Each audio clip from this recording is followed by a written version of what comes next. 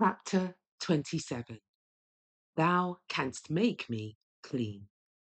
This chapter is based on Matthew chapter 8, verses 2 to 4, Matthew chapter 9, verses 1 to 8, Matthew chapter 9, verses 32 to 34, Mark chapter 1, verses 40 to 45, Mark chapter 2, verses 1 to 12, and Luke chapter 5, verses 12 to 28.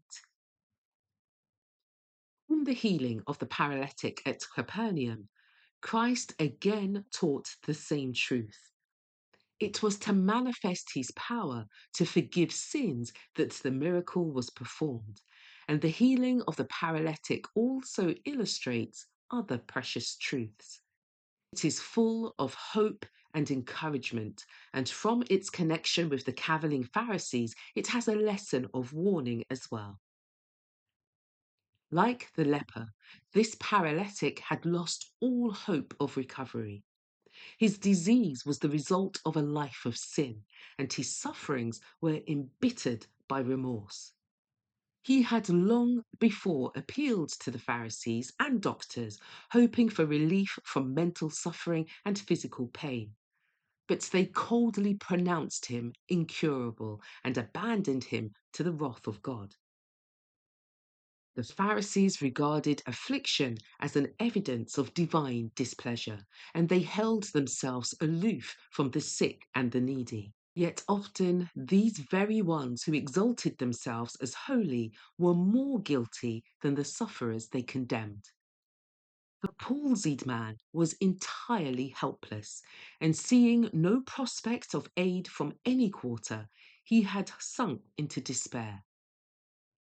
Then he heard of the wonderful works of Jesus. He was told that others as sinful and helpless as he had been healed. Even lepers had been cleansed. And the friends who reported these things encouraged him to believe that he too might be cured if he could be carried to Jesus. But his hope fell when he remembered how the disease had been brought upon him. He feared that the pure physician would not tolerate him in his presence. Yet it was not physical restoration he desired so much as relief from the burden of sin. If he could see Jesus and receive the assurance of forgiveness and peace with heaven, he would be content to live or die according to God's will. The cry of the dying man was, "Oh, that I might come into his presence." There was no time to lose. Already his wasted flesh was showing signs of decay. He besought his friends to carry him on his bed to Jesus, and this they gladly undertook to do.